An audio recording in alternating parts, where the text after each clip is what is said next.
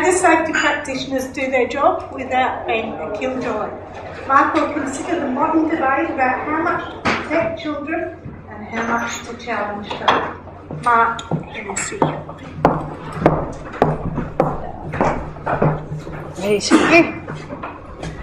You're on. And away we go. Here we are within the city of Melbourne in this beautiful building. And safe living is a topic I want to present to you. That's the branding we used for the first Hume Community, stage one of the first Hume Community Safety Program. And the idea was that living, it's not just safe mollycoddling or cotton wooling people, it's actually living. If you're going to play rugby, well, assess the risks, make your own decision and play the game. When you work with City of Melbourne, you see some old things, and something old and something new is my theme. Just have a look at some of the risks there, the working at heights, the manual handling, the ladder about to fall into the trench. So if you ever despair, we have come a long way in the last 60 years as a practitioner. City of Melbourne has some new buildings like this with its lovely reclaimed timber from the docks. It has some old buildings which it renovates, and grand designs would probably be well suited to some of those projects. One of those is the Boyd, which was an old former school in South Melbourne.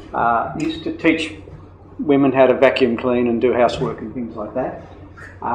There's a gentleman emerging from the front door with his hand on the door handle.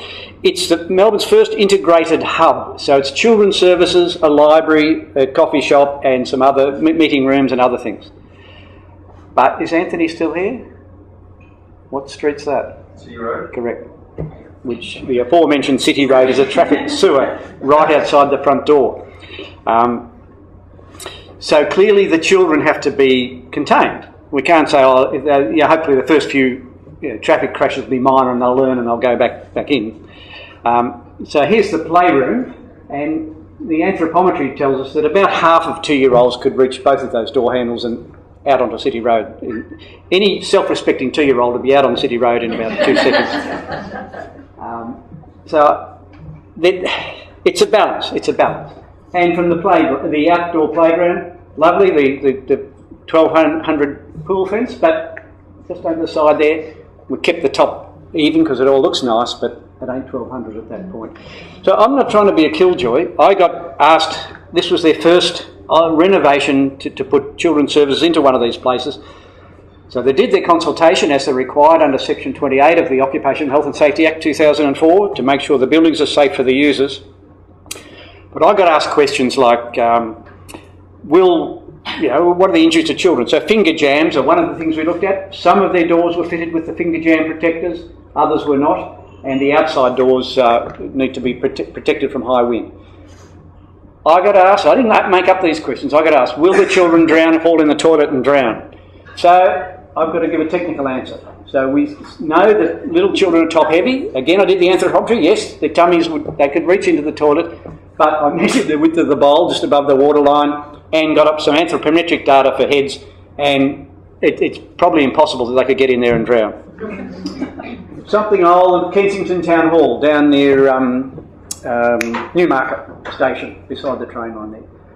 Will the people fall out the windows? The problem is it's an old building and there's no mechanical ventilation. So the only way to change the air is to open the windows and doors. And that's the view out from the top. There was only one part in it that I said you really need to close the windows, and that was a training room, classroom, which might have, I thought, young people in it who might be new to each other, and sure enough they'd be jumping out onto the veranda and showing off to each other. The others felt they were fine. Will they fall down the stairs? Particularly, will the children fall through the gaps there? And before I got involved, they actually added wrought iron there to bring the balustrade up to the building code requirement. I measured the gaps and they were fine.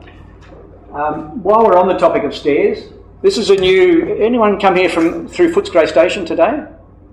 Oh, well. This is a big new purple building down... That's actually brown, I lie. Down near Footscray Station. And how many steps do you see here? 1, 2... You're walking down the steps. 1, 2, 3, 4. Wrong. There's only 3. So the bottom step looks like a step. So architects hate ergonomists almost as much as they hate builders. And we try not to come in as a killjoy. Does anyone recognise those stairs? It's a public building at Federation Square. It's the Potter Art Gallery at Federation Square. The stairs are angled. Now, the building code has got formulas to link the length of the step to the height of the rise. As soon as you've got to be traversing the stairs, all of that goes out the window. This was a set of a nice fancy building, and they thought it'd be nice to put in checker plate stairs. So I was in the Supreme Court yesterday trying to advise the court whether checker plate was slippery or not. And checker plate is less slippery than sheet metal, but it's not, in my opinion, not a suitable surface for for commercial and public buildings. Sorry you can't read this, but that's the city of Greater Dandenong. We don't have anyone here from Greater Dandenong? Yes, we do. There's your lovely new Taj Mahal. Looks sort of like Battlestar Galactica meets the Sphinx or something. We call it Legoland. Legoland. And only been open a couple of months, but beautiful lighting environment, Green Star building like this, but managing the lighting in there is really tricky. So there's going to have to be a bit of fine tuning. This is taken in the council chamber, so see the sharp shadows. So we put down lights where we want it to look fancy, like in foyers and council chambers and that. It's not a suitable lighting, so we're going to do something about it. Now here's Dracus. This is Thingle Toodle's third best friend. Thingle Toodle, the story told me, Thingle Toodle's best friend is Professor Eric. And who's Thingle Toodle's second best friend? Julia Gillard! You haven't been watching.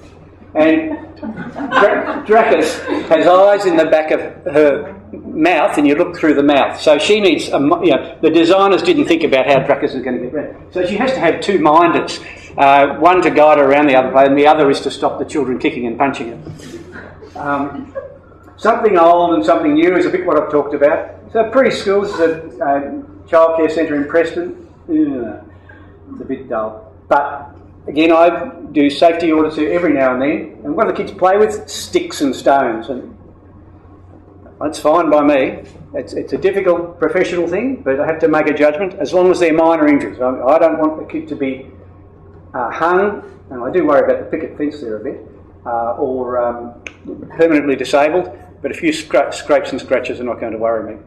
The children are not stupid.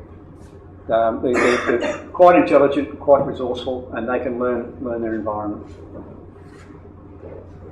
That's it.